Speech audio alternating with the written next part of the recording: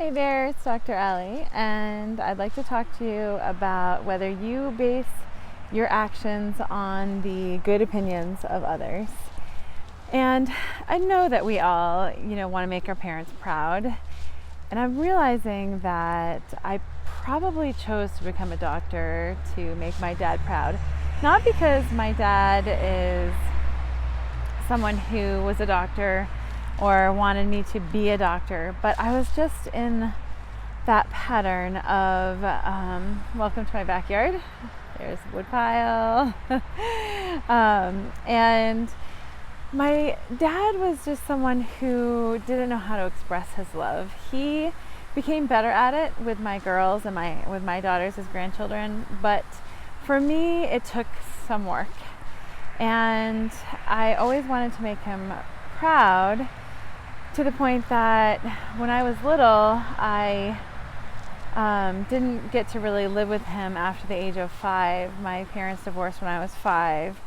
And then he and my mom were separated for a while. And then we got back together with him from the age of 8 to the age of 13. I lived with him again. And then after 13, not so much. And I really didn't have a very close relationship with him. He wasn't someone who said I love you or hugged me, or he always provided what I needed, but I had to ask for it. There were no gifts or any kind of words of praise until I was in high school, and my first report card was a straight A report card, and my dad was extremely proud, to the point that he had never said so much to me as he did when I got good grades. So I realized that if I wanted to hear good words from my dad, that I would start working hard in school. And the better I did in school, the more he kept praising me. And then I realized if I was a good student, that other people had good opinions of me too. I could get away with murder. Like, all the teachers knew I was a good student, so if I maybe was late for school or late for class or didn't do my homework, they knew I was a good student, so they didn't really give me a hard time. And I realized that the good opinions of others got me places. It just really gave me what I needed. So I went to college, and while I was in college, I realized that my dad had never said, "I love you." And I decided that I was going to say this to him, and hopefully we would start having a better relationship. So I was on the phone with my dad, and we were hanging up, and I said, "I love you." And there was a pause, and he said, "I love you too." And ever since I initiated that, every time we would hang up the phone, I would say it first, but he would say it too. And then when I would leave him from dropping me off at school or going off to school to college, he would give me a hug and say, "I love you." So that was the awakening that I needed to start reaching out to my dad, because I think the men of his generation just didn't really know how to say "I love you," didn't know how to show their love. But I continued a pattern of wanting to make him proud. So I decided to go to medical school. What more, could make a dad proud than your daughter is a doctor? So I don't really believe that, but I thought that back those days. I chose the best profession I could to make my dad happy. And that doesn't mean it didn't make me happy. I mean, I'm so lucky to have the experiences I have with all the lives and the people that I have touched. I'm so fortunate that I am a doctor, and that I have been able to have such a fulfilling career around touching the lives of my patients. But I'm not quite sure if I made that choice for me. See, I made that choice because I knew it would be the proudest thing that I could make him be. And it was. I kept his last name, and Falkingham. And when I got married, I kept my dad's last name. And after I was done with my training in Washington, D.C. at Georgetown Hospital, I came back to our town where my dad had his friends and he lived and my mom lived, and I became a doctor in the town with the same last name as my parents. Now my mom, she was a writer, and when I told her I was going to medical school, my mom said, "But Ali, when will you have time to travel? Like, that's not what you expect when you're telling your parents you're going to medical school." But my mom was that kind of person. She was a free spirit, and she wanted me to live the life I loved, and she probably knew more about me than I did, and I should have listened, because not that I would take back any amount of time of being a doctor, but now that I'm at sort of the halfway point in my life, I am wondering if I made the right choice. Did I choose what I really want to be? Did I choose my purpose? Did I choose my calling? And I would say that I love having that in my foundation, in my background, but I'm starting to have thoughts of what else I can do other than just practice medicine. What else can I do that really lights up my heart, that helps me to reach people and help them, and not necessarily have to do just with the medical world, but I also believe in spiritual life and healing, and I want to combine those things.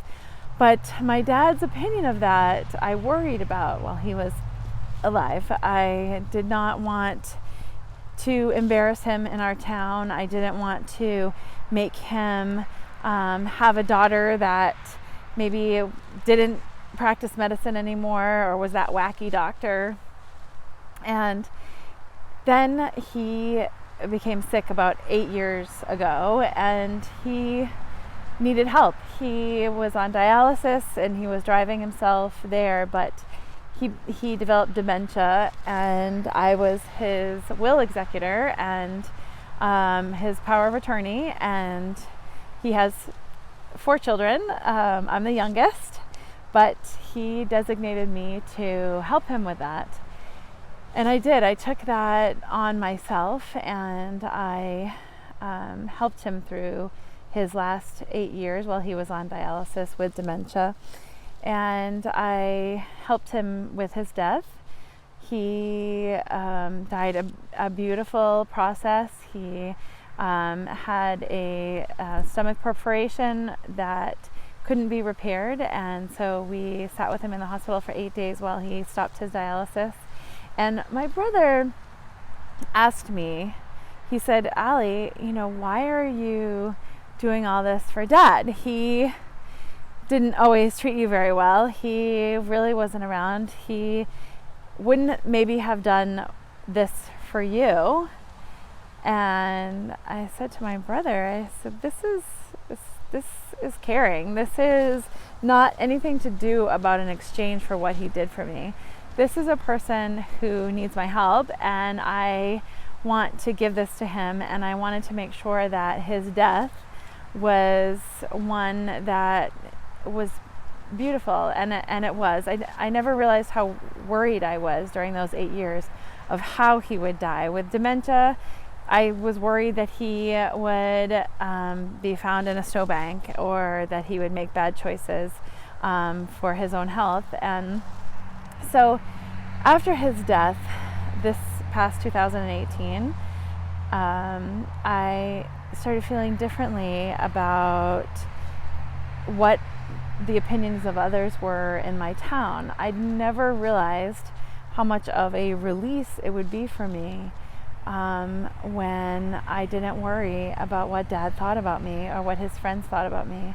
I felt a release in my choices about what I want to do with my life, and I started really also recognizing the mortality